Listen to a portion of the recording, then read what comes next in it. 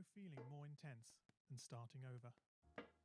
If you've broken your Scratch project moments after you've shared it, as I have, or you've spent hours working on a project only to notice too late that one of your sprites has unexplainably gone missing. If you've made use of that difficult-to-name thing of thing block within the sensing category, amazingly useful but capable due to a Scratch bug of leaving you crying as it dumps all your scripts in one big unordered heap. If you've made real progress coding a game over the course of the week, only to come back the next day to discover you weren't even logged in, nothing has been saving. Starting over is harder than starting up. If you're not ready for that, like if you've already had a bad day at school, then what you're about to go through may be too much. Feel free to go away and come back. I'll be here. All right. Thanks for coming with me on this trip. I'll understand if you need to take a break at any point. Just find a safe place to stop and remember to pause the game by pressing P. On Scratch, you can find loads of remixed or reimagined recreations of existing games. And with good reason. George Bernard Shaw said, "Imitation is not just the sincerest form of flattery. It's the sincerest form of learning." This game is a recreation of a game that came out in 2017, titled Getting Over It with Bennett Foddy. That game in turn was a homage to a free game that came out in 2002. Both games involved dragging yourself, using a hammer, up a mountain assembled from assets and objects sourced from many other games. It seems appropriate then that, when trying to recreate Getting Over It in Scratch, that we should construct our mountain from the same assets used in literally millions of Scratch projects, the unmistakable contents of the Scratch costume library. Unlike Unity or Unreal, Scratch does not provide you with a built-in physics or 3D rendering engine. It has no state-of-the-art debugger. You can't even pause your scripts. We are forced to program old school. Our experience capped at 30 frames per second on a 480 by 360 pixel stage.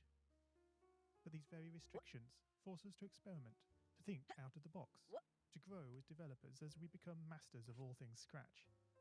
And let's not forget, what we lack in technology, we make up for in community. This fantastic bunch of budding software engineers, building, learning, creating, playing, remixing, as diverse a group of people as the very Scratch assets we now so skillfully attempt to ascend. The act of climbing, in the digital world or in the real world, has certain essential properties that give the game its flavour. No amount of forward progress is guaranteed. When you start Getting Over It, you're standing next to a dead tree, which blocks the way to the entire rest of the game. You prod and poke at it, exploring the limits of your reach and strength, trying to find a way up. When starting a new Scratch project, that initial blank slate is both refreshing and at times a little scary.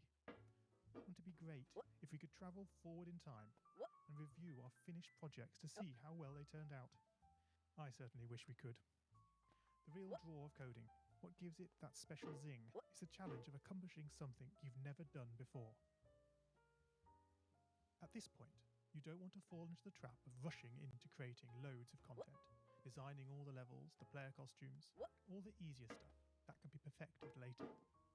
No, before all that, you need to prod and poke that tree. That is, understanding the coding difficulties you're expecting to face and try out any ideas to solve them. You may not be able to time travel, but at least this way you can get a good idea of how well your project is likely to go, and potentially save yourself a lot of time. This project began life a couple of months ago as 3 simple scripts: the player, hammer, and level. I spent no time on the art, just using ScratchGat and a few rectangles drawn in the sprite editor. The scripts for the player quickly mocked up in a similar fashion to those I teach on my YouTube channel. With the hammer I had to improvise because I'd never done anything quite like that before, and boy did I prod and poke at those scripts. What I had imagined and the results I was achieving were hard to reconcile. The hammer and the player sprites would get stuck in the walls and ground, shake and jiggle and clip up to the top of the screen. Worst of all, when I tried the bread and butter action of lifting the player up upon the hammer, any tiny movement would throw the player into a crazy up and down motion as if bouncing upon a possessed pogo stick. Things don't always turn out as you want them to, and sometimes it's good to take a break. So, for the time being, I shelved the project. letting it slowly slip down the list of unshared projects, joining the countless multitude of unfinished, unseen projects that haunt the vast storage archives of MIT. Have you, as you've been playing this game, stopped to wonder how you can balance on a hammer that is held out to one side? It feels quite natural in game, but try it in the real world, and you'll not get your feet off the ground.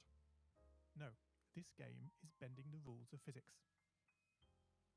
Although I was not actively working on the project, the desire to code the game and solve the initial problems constantly played on my mind. Finally, I decided to give it another go.